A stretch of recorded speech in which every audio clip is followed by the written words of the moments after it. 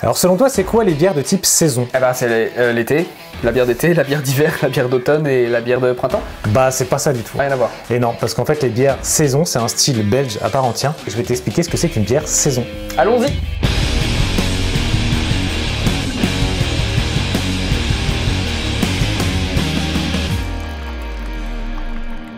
J'ai pris une saison française, même si le style est belge, de base j'en avais pas. C'est une brasserie Osseux qui est à Dunkerque, qui a un style graphique bien particulier, un peu death black metal. Donc en fait quand on parle de bière belge, faut pas penser directement que aux trappistes ou aux bières méga sucrées. Il y a aussi les ouds, les lambics, les gueuses et les saisons. J'ai bien servi. Ça fait ça comme un porte. C'est un style très fermier. Parce qu'historiquement, les agriculteurs, quand ils recevaient des saisonniers, commence à voir où je veux en venir. Ils offraient le gîte et le couvert aux mecs qui venaient faire les vendanges ou qui venaient faire les récoltes avec eux. Donc en hiver, ils se mettaient à brasser une bière qui était servie en été pour les saisonniers. Et donc les saisonniers ils venaient dormir, manger et en plus on leur offrait la bière. C'est un peu une coutume là-bas. Par contraction, c'est devenu la bière saison. C'est exactement le même principe que les porteurs. Je sais pas si tu te rappelles l'épisode porteur. Les porteurs étaient destinés aux ticket porteurs, les Anglais qui déchargeaient les bateaux. Bah là en fait c'est la saison, c'est pour les saisonniers. Donc on peut rester sur notre bière de fonctionnaire, notre bière de comptable. C'est un jour où on souhaite la faire. Mais du coup, si c'est resté un style, pourquoi? Il y a une particularité. Il y a plein de particularités sur les saisons et en fait c'est un style qui est vraiment fortement apprécié par les itologues ou les passionnés de bière ou les grands amateurs parce que c'est une bière qui est un peu à mi-chemin entre plein de trucs. L'idée derrière cette bière c'était de faire quelque chose qui se conserve parce que c'est brassé en hiver pour être servi en été, donc il y a pas mal de houblon, moins que dans une IPA, plus que dans une blonde. Sur l'amertume et sur les parfums? Amertume, surtout au parfum tu vas voir. Parfum plutôt? Ouais, donc prenez pas peur si les IPA c'est pas votre truc, ça peut clairement l'être. Et surtout c'est très acidulé parce qu'en fait c'est ensemencé avec des bactéries, des lactobacillus et des brettanomyces principalement. Et la brette, si vous savez pas, ça sent un peu l'écurie, le poney, ça sent un peu la ferme. Le foin. Moi je trouve que ça sent particulièrement le poney ou la selle de cheval. Entre le cuir et la sueur du cheval? Ouais, ça peut faire peur la première fois.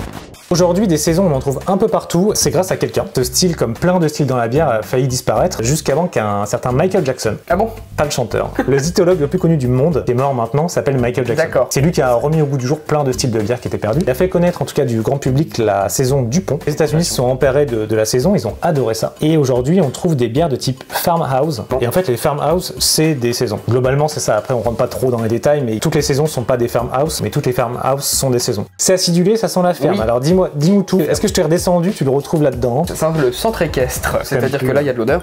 Alors qu'une blonde, pour le coup, t'as pas autant de parfum. T'as envie de la boire rapidement parce que c'est très sec. L'acidulé, tu le sens juste au nez. Et ça me rappelle des brutes, des gosses que tu m'as déjà fait goûter. Les wet, c'est un peu pareil, c'est un peu sec aussi. Merde, j'ai une impression de shampoing. Oh putain, le poney. J'ai un poney dans la bouche. Attends, je recommence. Tu vois, si je t'avais dit que c'était une bière belge, ça aurait pas dit que c'était une bière belge. C'est beaucoup moins sucré. Peut-être que oui, il y a le côté un peu en arrière-bouche caramel que tu retrouves sur une belge. Un peu, juste avant que le poney te défonce. Il y a ce côté un petit peu caramel que tu peux retrouver. Juste au moment où tu la bois, de toute façon, t'as toute l'acidité, tout ce qui est acidulé qui vient d'un coup. Et donc finalement, t'as pas du tout cet aspect très sucré des belges. Non, c'est vraiment pas sucré pour le coup. Les belges sont sucrés. T'as la bulle qui est beaucoup plus fine, ce qui rappelle la brute. Comment ça connaît des choses, le monsieur? C'est bien, non, mais c'est bien. Et après, effectivement, t'as ce côté un peu foin, un peu ce que toi tu considères comme ferme. Celui-là, il est pas trop marqué.